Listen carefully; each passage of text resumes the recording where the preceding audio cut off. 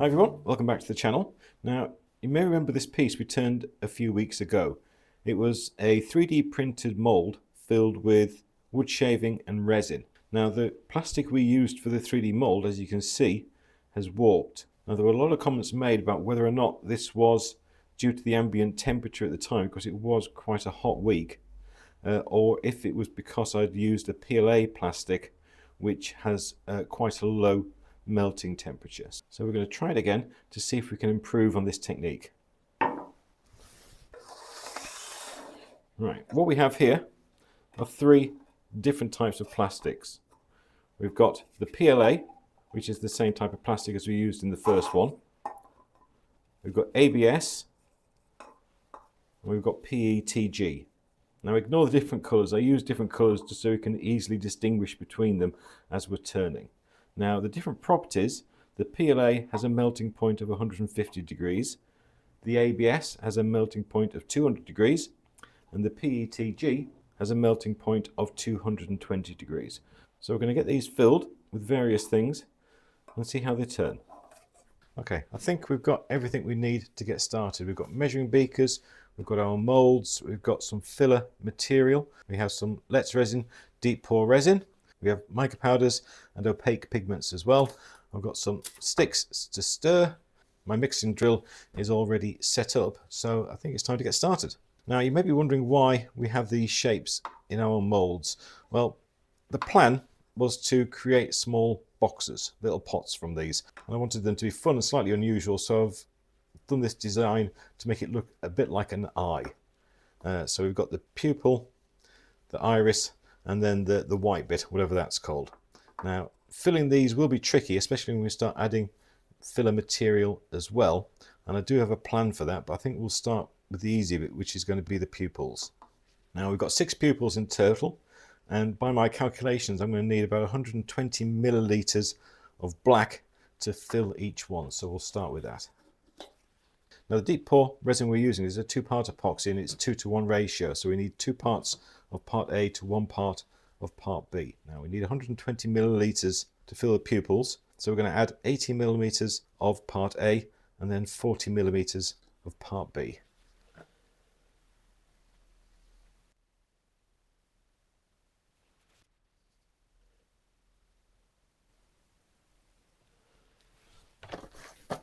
Now I want these pupils to be black, so I'm using an opaque pigment from Let's Resin. We've used this before and it works absolutely amazingly. That should be enough. And we'll mix it in.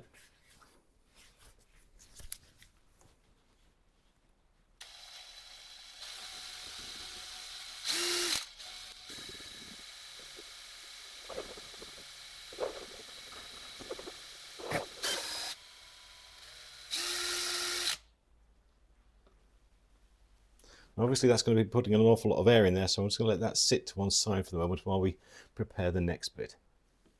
Now the next material to mix up will be for our iris. For this we're going to be using some wood shavings. This is a mix of purple heart, walnut, ebony and a couple of other woods as well that we used on the vase last week, and there's some yew as well. Now I've tried to crush these down with my finger to make the particles smaller, because it is going to be difficult to get it into the hole, but like I said earlier on, I do have a plan for that. Now all these irises I want to try and make slightly different colours, so we're going to make up 2 large batches and then colour them separately. So I'm going to be making one batch with the yew and the other batch with the elm, walnut, mahogany and purple heart. Now I need 420 milliliters in total for all 6. So if I mix this up into 2 separate containers and then decant them into a further 6 separate ones that we can then colour.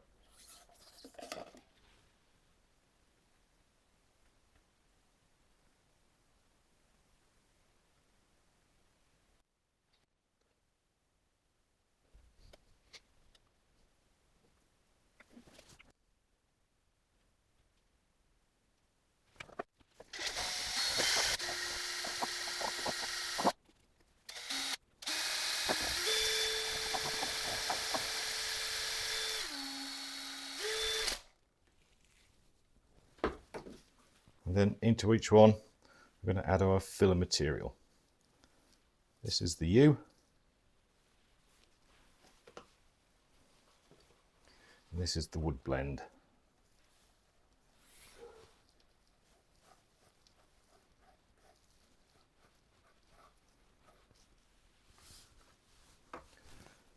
We'll just mix this in to make sure it's fully saturated. I'm not quite sure how to help you with that. I wish you could help, because this is going to be really hard. Sorry about Alexa.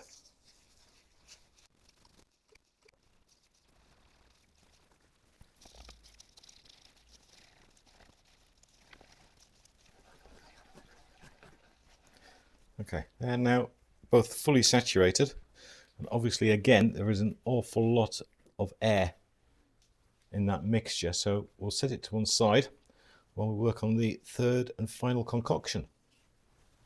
I will be putting all of these through a vacuum chamber before we fill the pots, so that will help get rid of anything that doesn't come out. Okay, for the whites of the eyes we need 840 millilitres. That will fill all 6 containers. I'm going to make up 2 lots of 420, so in each one I need 280 millilitres of part A and 140 ml of part B.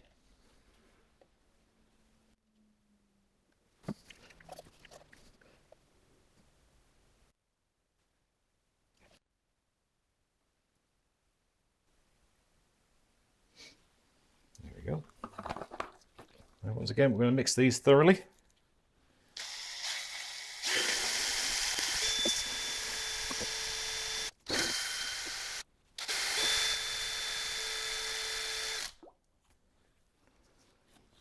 Okay, this is material that we're going to be using for the whites of the eye, so I do need to add some pigment now as well as the material. And for this I'm going to be using the Let's Resin opaque pigment. So add a good squirt of white into that one.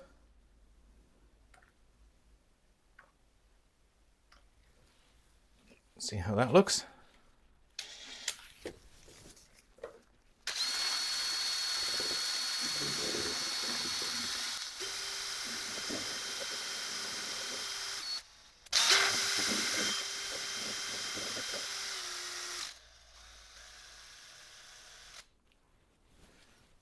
Now, although that's very white, I don't necessarily want to be making a true representation of the eye. I'm not trying to make something realistic, I'm trying to make something fun. So we're going to add some sparkles in here.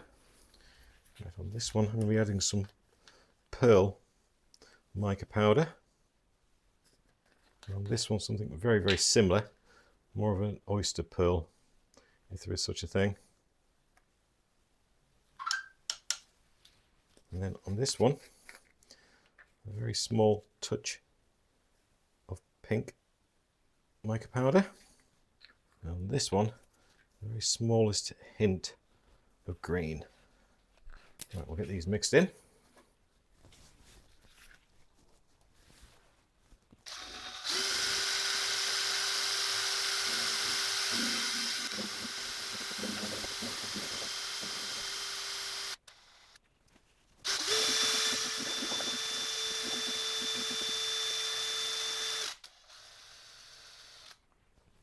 Okay, that all looks pretty good. So I'm starting to debate with myself whether or not I should put in the filler material. But I suppose we've come this far, so why not? Okay, let's add a bit to this one, see how it takes it. Now these are resin shavings from a previous project, and it's always good to try and be able to recycle these. I just don't know if they're going to be visible. I think they do add a bit to it. Oh, what the heck.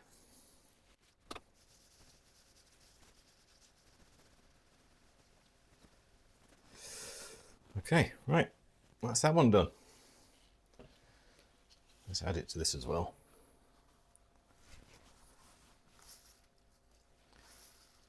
If it all goes horribly wrong, then at least you know not to do it.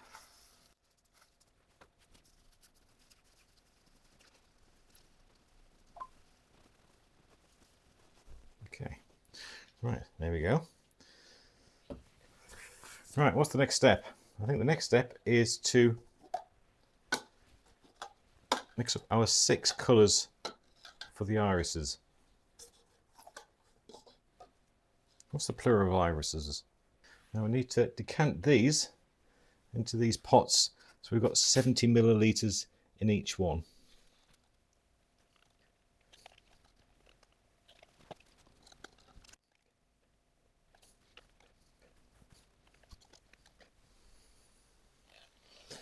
Right, and now to colour them. Now there's not going to be any rhyme or reason to my thinking on this. I'm just going to grab random pots of mica powder and just put them in. So the first one I grab hold of is blue. How predictable. I'm going to put a fair amount in because I want it to be very distinct. Next one, bronze.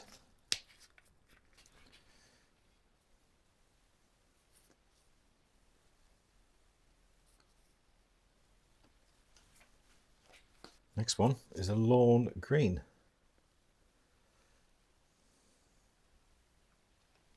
Next one we have an orchid.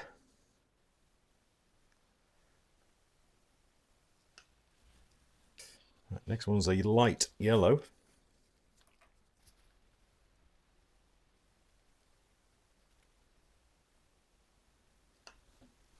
And the next one says purplish red.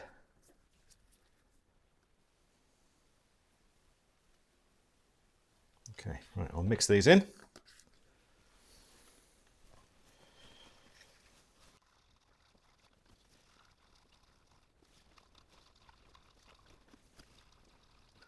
That yellow's a horrible colour. That really is horrible. Right, we'll leave it. Okay, they're all mixed. Now I'm going to have a quick tidy up.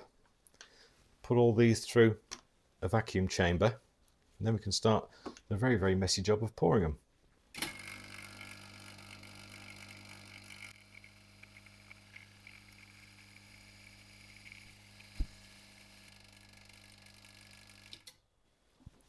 Okay, I'm not sure if my vacuum pump overheated or not halfway through. It pulled the vacuum fine on all the colours, but then it refused to do anything else after that. So we're just going to have to rely on the pressure pot to do the rest of the work. So the most confident I am about pouring is the centre pupils. So I'm going to fill up all these first with our black.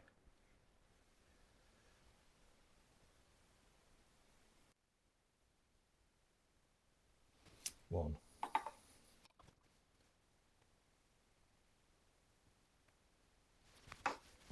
Two.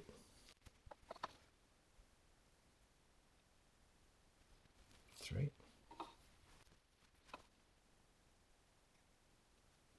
Four.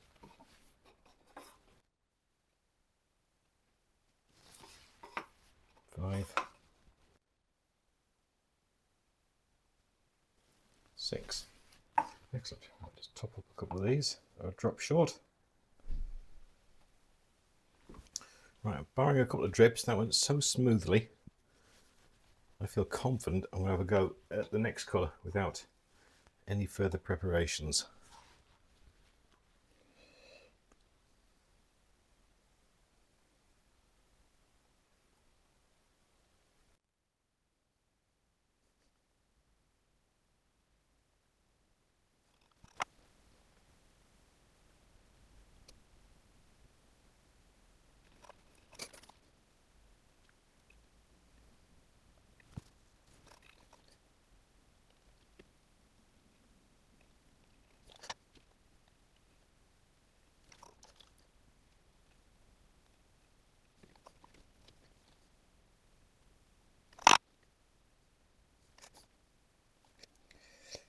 Whew, that didn't take long, did it?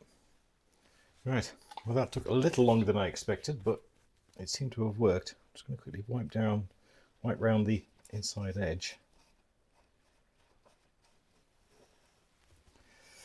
Right, let's try the white. I did imagine this going an awful lot quicker.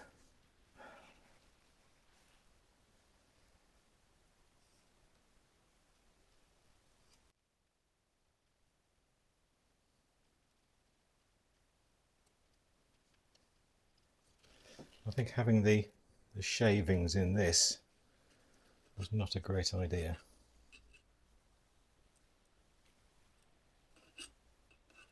They're a bit too springy.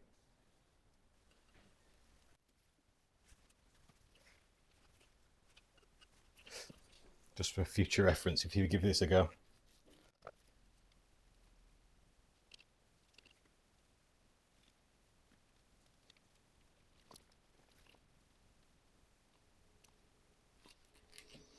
Okay, right, I've got an overspill of white into there, so I can just mitigate that by, oh no, I've got overspill of the pigment there.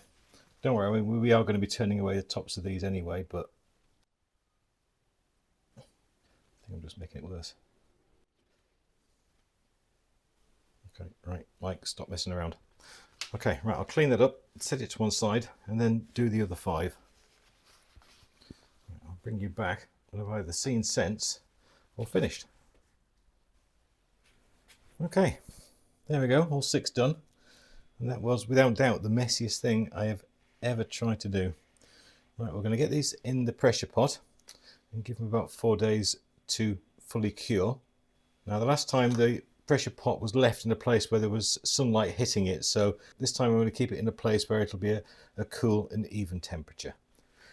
Okay, right, we'll see you all in a few days' time. Okay, our 6 eyes are all nicely and successfully out of the pressure pot. We do have a couple of issues. Now, there was obviously a fair amount of air caught in the white area. This must be because of the white material we put in. It's caught an awful lot of air in there with it, so where these bubbles have been coming to the surface, they've left decent sized voids in there. I'm going to have to turn those away a little bit later on, but I'm not too worried at the moment. The other issue I noticed is on the bottom of this one. You can see through the clear material that we've had either a leakage from the iris, or where I've been filling it, I've spilt some down the outside, but we won't really know until we clear that off. So I think the next step is to get all of these into the jaws like that, clear off the base, and then figure out how we're going to hold them to finish them off. Okay, we're nice and safely in the jaws. We're just going to clear away this mould material, and this one, if you remember, was PETG, and figure out if this is a leak from the base or if it was material that I accidentally spilled down there when it was being filled. Turning at about 1100 RPM. Face shield is going to be on. I'm going to be using the detailed carbide tool from Record Power.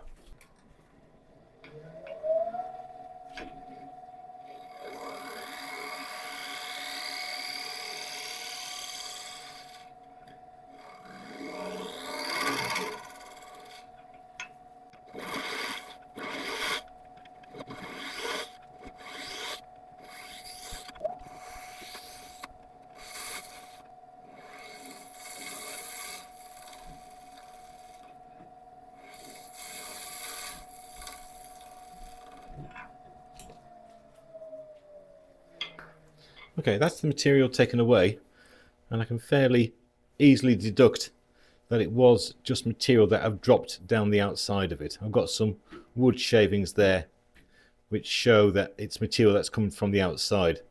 As wood shavings, no matter how big this hole is on the side, it would have to be gargantuan for those pieces to come through. So it hasn't leaked, it's all pretty solid. And remember, the white one was the PETG, so we know that's a viable material for producing moulds for resin. Right, I need to put a recess in here so we can hold it when we turn it around. And the recess I'm going to put in is going to be the entire size of the iris, that entire width.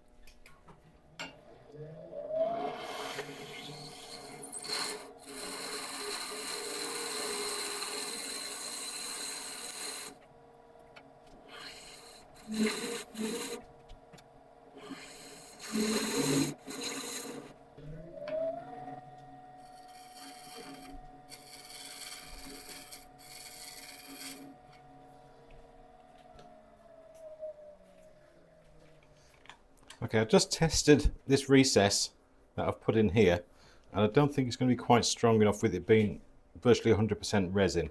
So I'm just going to flatten this off quickly and put a tenon on instead.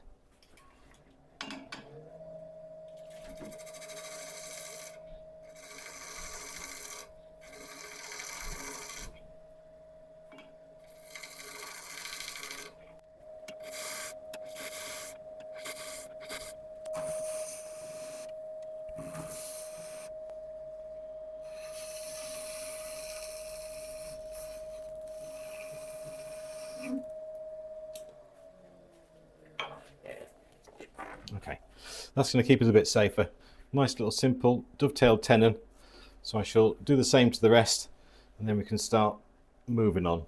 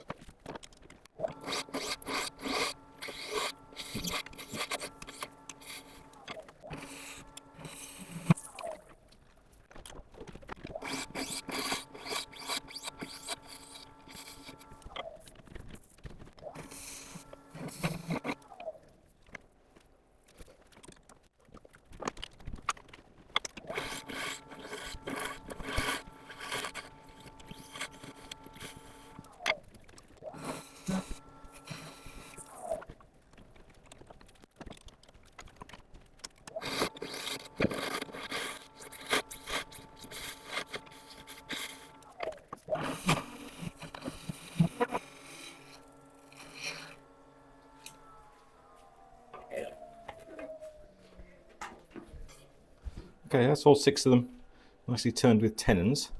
So I can swap over these jaws now, and we can start working on the other sides. We've got the first piece on. I'm using tailstock at the start just purely to keep myself safe, because we only have a small tenon in here and I don't want this thing flying off at high speed. Put the small 2 rest on just so I can get nice and close with it, and initially we're going to be removing this plastic exterior and working down this top to see how far these holes go that we mentioned a little bit earlier.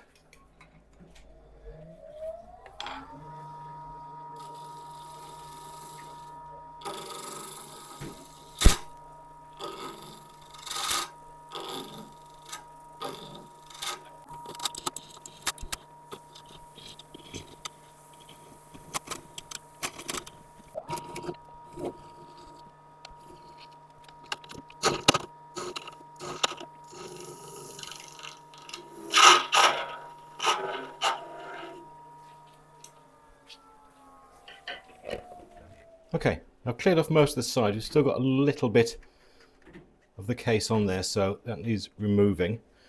We still have a small hole on the top, but I don't want to go all the way down to find the best material, because we need to create a small tenon on here as well, because this is going to be a pot, so we need to separate the base from the top, and we'll need a way of holding the top when it's separated. So if I create a tenon about the edge of where the iris is,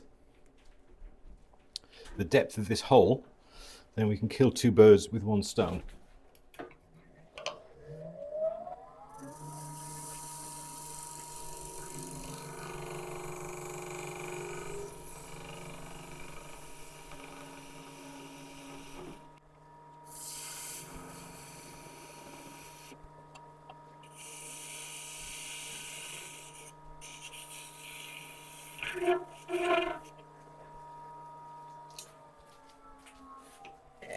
Okay, excellent. Right, we've got rid of that hole. We've got a nice little tenon. So what we can do now is put a parting tool in here and separate these 2 halves.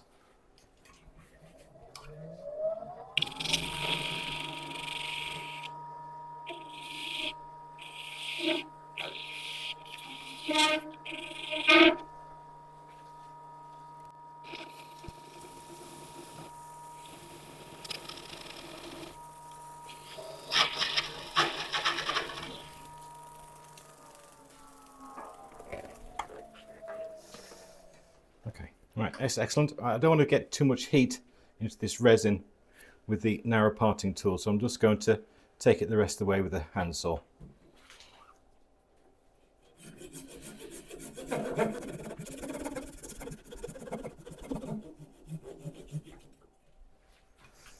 There we go, there's our now separate lid. Now in this situation, the easiest way generally would be to go straight into here with the Forstner bit to create our hole. But as this resin is nice and soft and seems to be playing ball so far, I'm just going to quickly hollow this out with the carbide.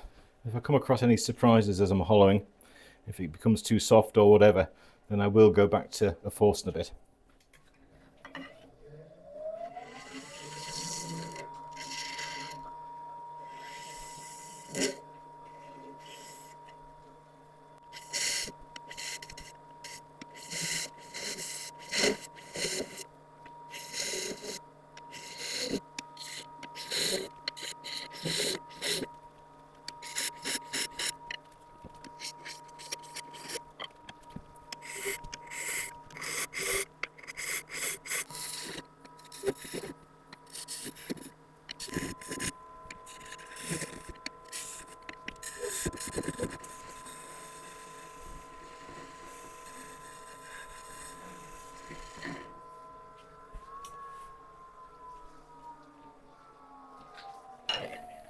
Okay, we've got a nice flat base, straight sides, and this is ready for sanding, which I'll do in a second, but I just want to quickly flatten off these edges.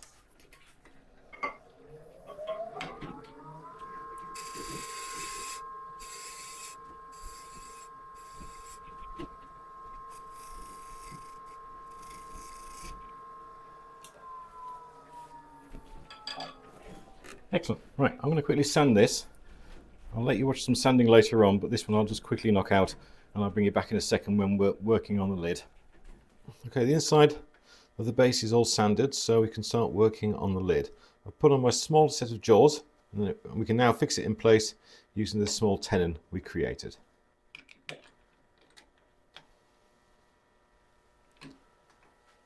Now the first step here is to flatten off this base, and what we have to do is create a small lip on the inside that will fit snugly inside our pot.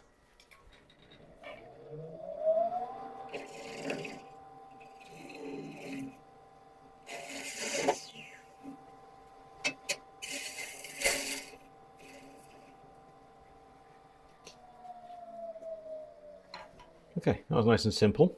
So I'm going to start coming in from this corner to put a small lip in. Initially I'll take it to that line, which is a little bit outside of where it needs to be, and then we'll fine tune it until we get a nice tight fit.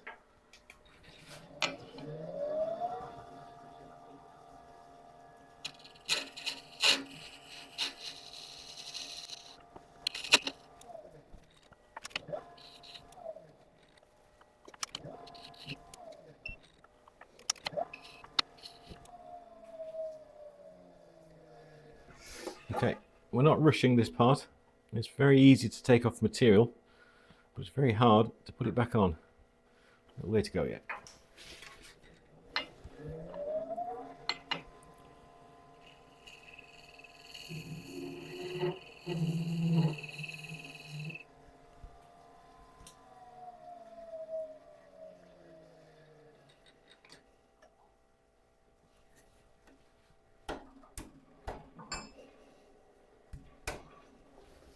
Perfect.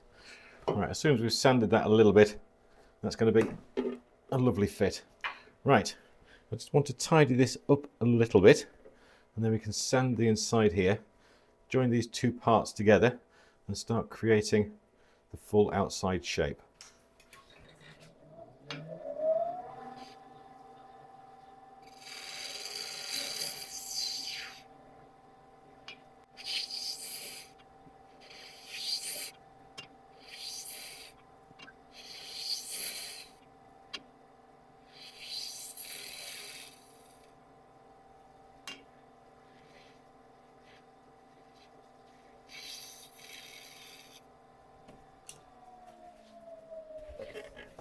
Brilliant. Right, I'm just going to quickly sand this up a fraction. It's not going to need an awful lot. And then I'll bring it back when we're putting it all back together again and shaping the outside. Okay, we're back on our original jaws. We've got the lid attached to the base. I'm just going to quickly tidy up this side, removing any marks and any of that original material that we used to create the molds, and then we can start forming the lid.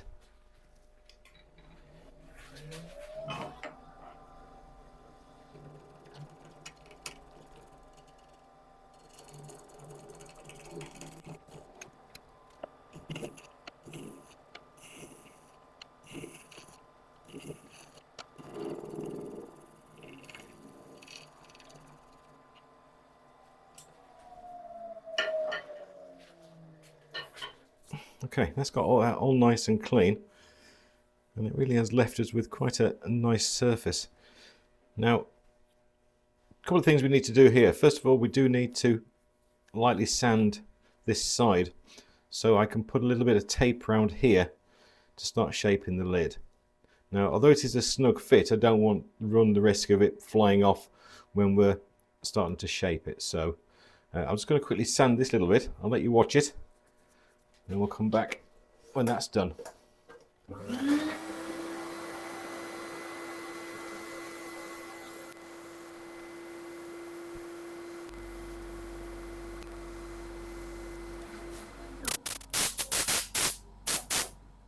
Okay, really didn't need much, so I'm just quickly wiping it down with isopropyl alcohol.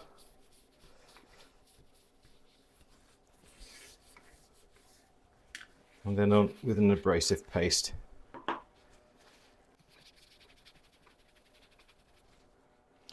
Eye protection on.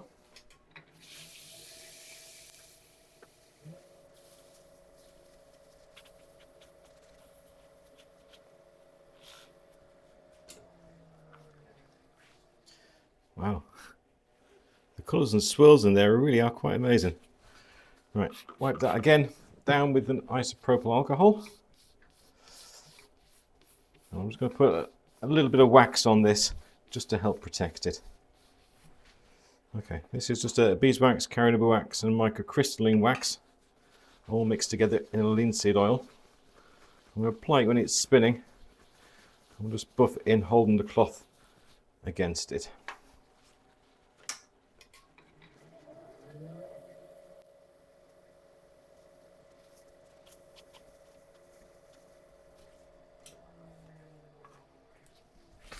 Okay, with that side all nicely finished, I can just put a bit of tape around the edge just to hold the lid in place while we're giving it a bit of shape.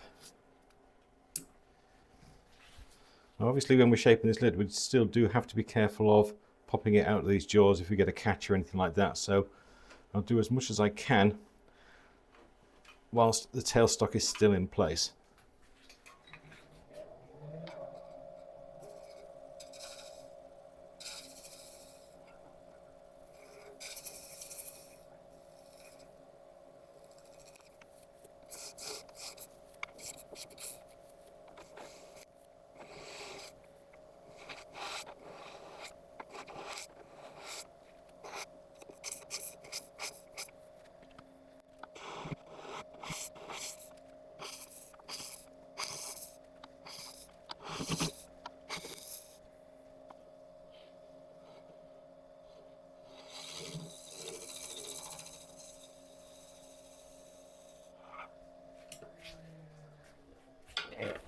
Okay, I've got it.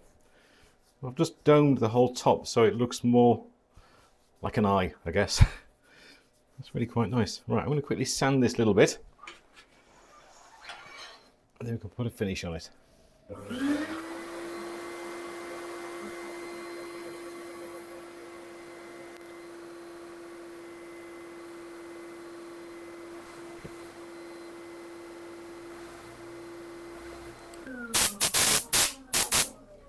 Okay, again, very simple, so we'll just repeat that process.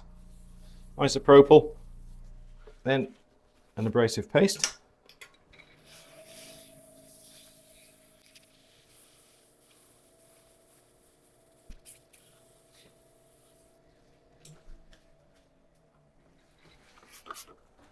one last wipe off with isopropyl.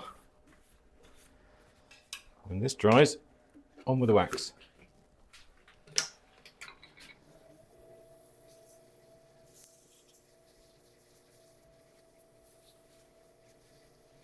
Okay, now I still have the tenon to take off. I'll need a slightly different set of jaws for that, so we'll do all of that at the end when I finish the rest. Okay, moving on to the ABS one. Now, the process is going to be the same for the next 5 we need to finish off.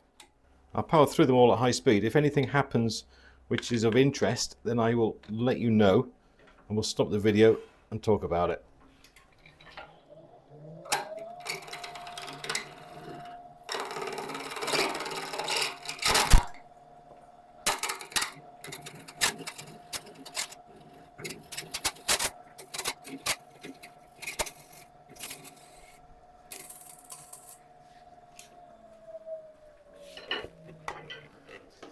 Okay, well there's our first thing to talk about.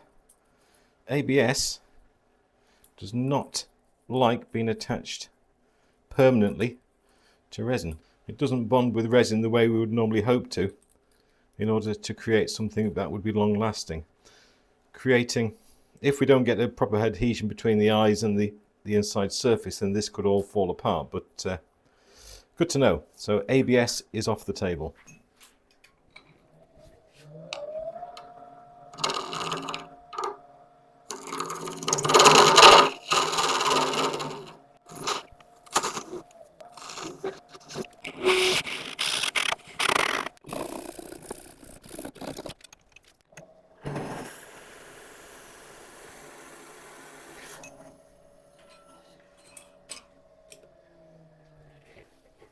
I'll just try to force a bit on this one. Look at those shavings. I'm keeping them.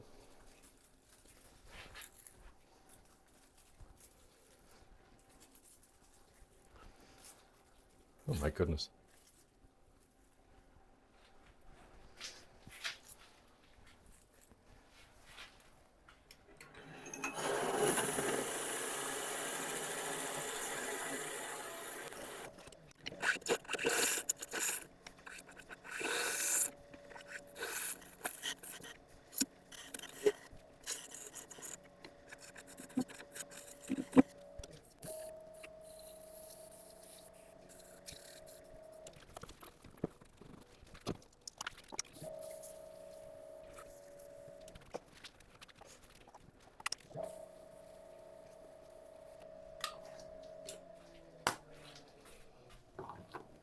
Okay, as we're in production mode, I've got this one as far as I can without having to change the chuck. So I'm going to do the same to the last 4, get them all to the same stage, and then we can make all the lids together.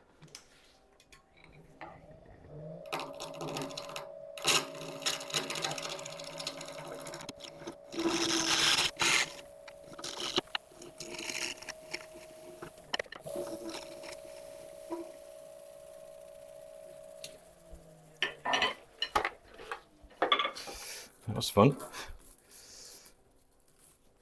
Right, one thing quite interesting about this one, we used the multicoloured PLA, and it seems to have dyed the surface, so whatever colour is on the plastic has run into it. And I think we can definitely call that a happy accident. That really looks quite incredible. Right, if we just get this last little bit off. There we go.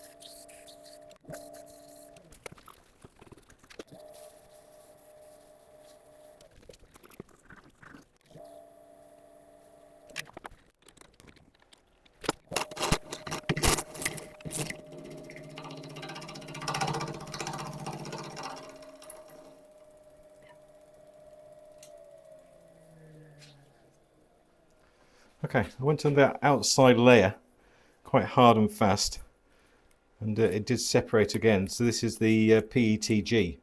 So again, the only one that's been completely successful, 100% so far, has been the PLA, which is interesting.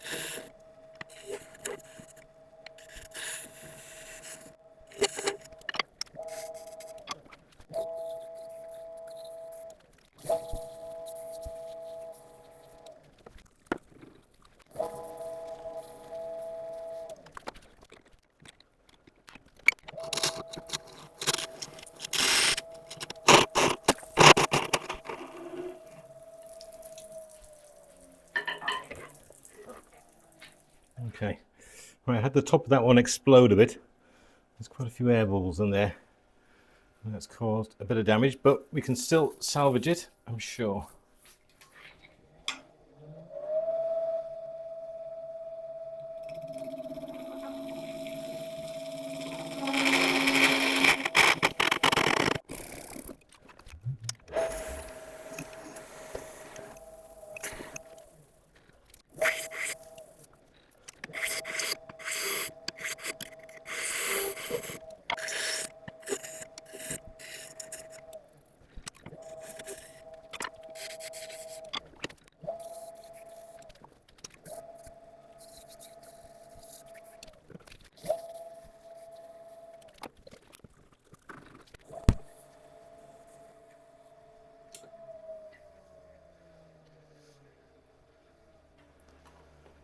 Okay, that's all the bases sorted out.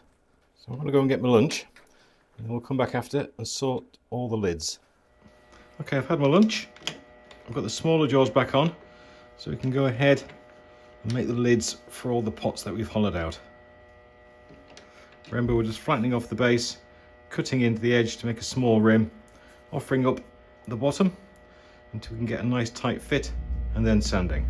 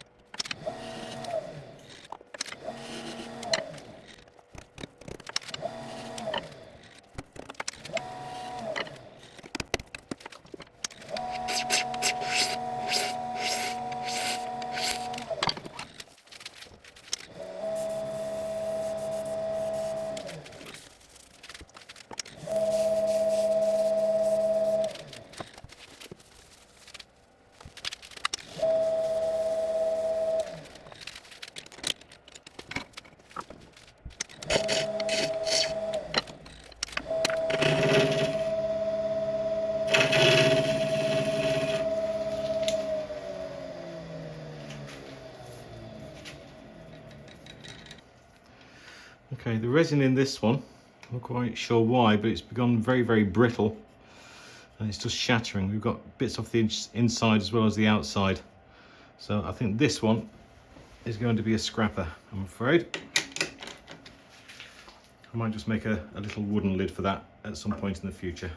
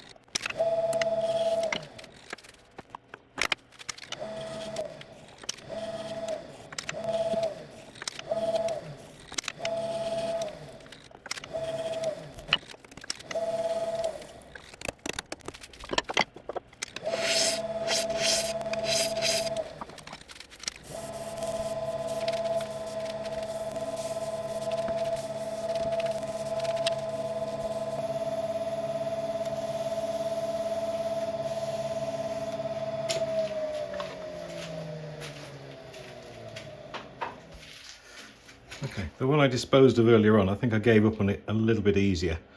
There's a bit of full width material and with some tweaks to the base as well. I'm sure we can get this to work. Certainly worth trying anyway.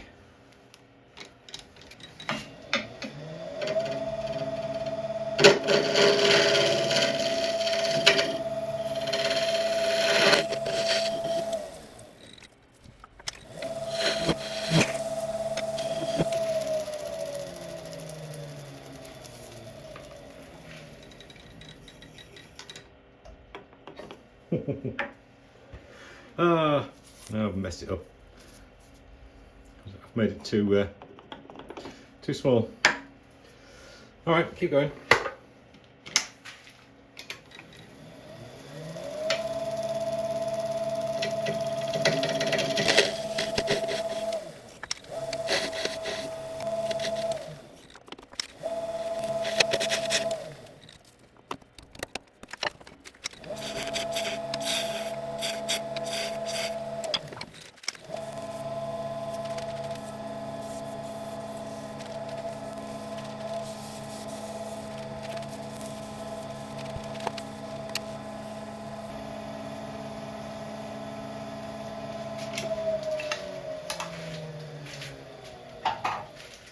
Okay, I'm not sure how this one will look at the end, but we've managed to give it a chance at survival anyway.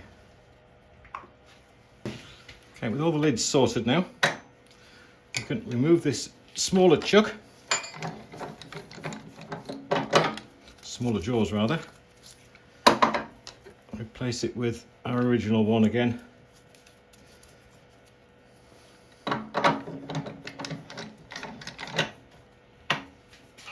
Okay, moving on now to the next step where we're just going to smarten up the sides, making it all nice and even.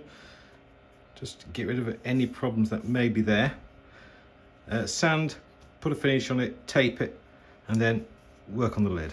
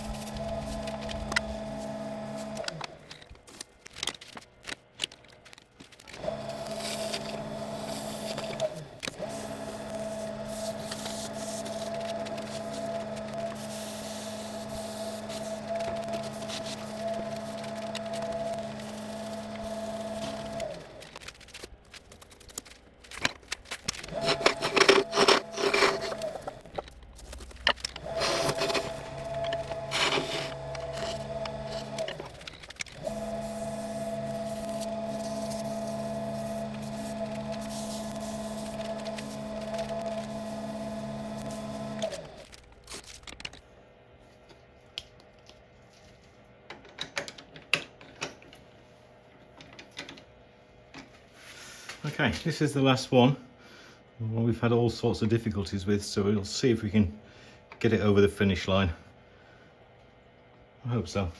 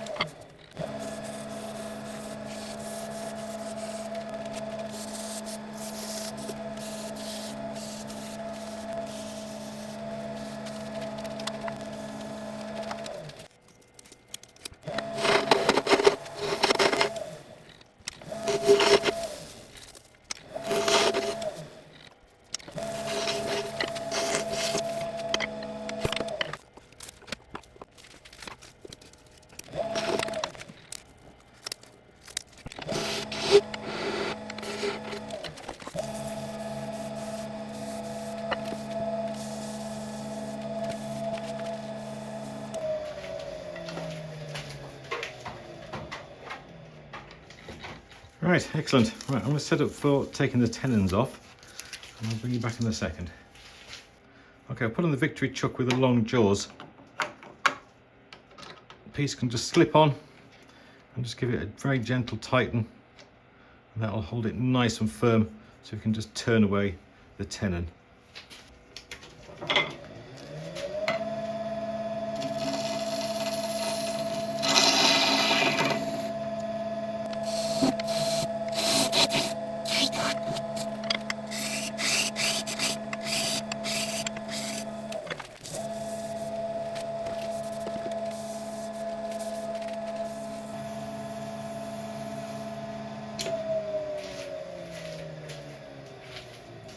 Okay, I'll go ahead and do the rest.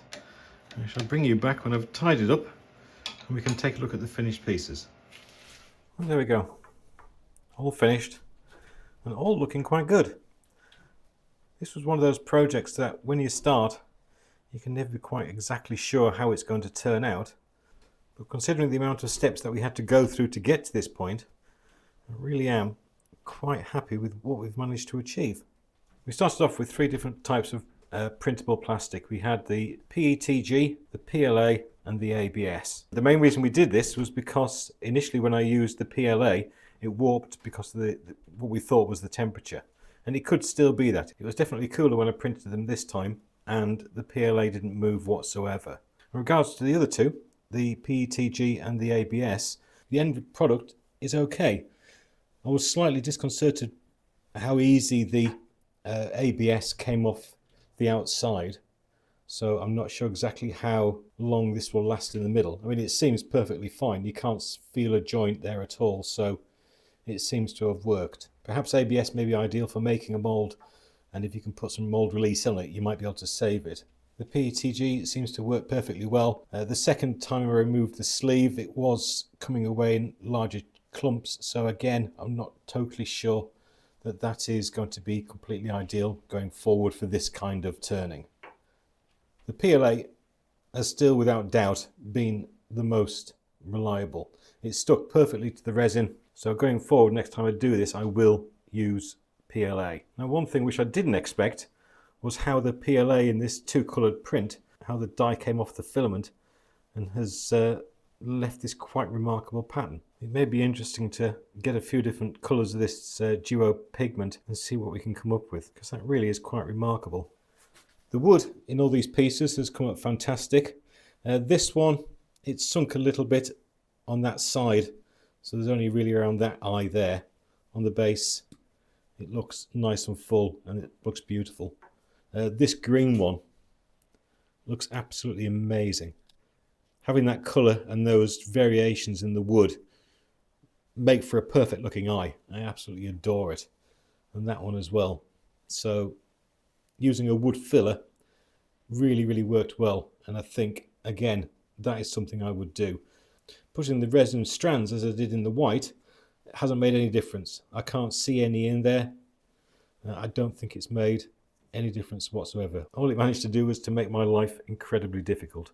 So I won't be doing that again. So overall, I think that we can class this as a complete success. And going forward with this new technique, there are literally thousands and thousands of things that we can do. It's always tricky when you're trying something for the very, very first time to know how it's going to work out. And for this to have come out so well, my mind is absolutely buzzing with different things that we can now do.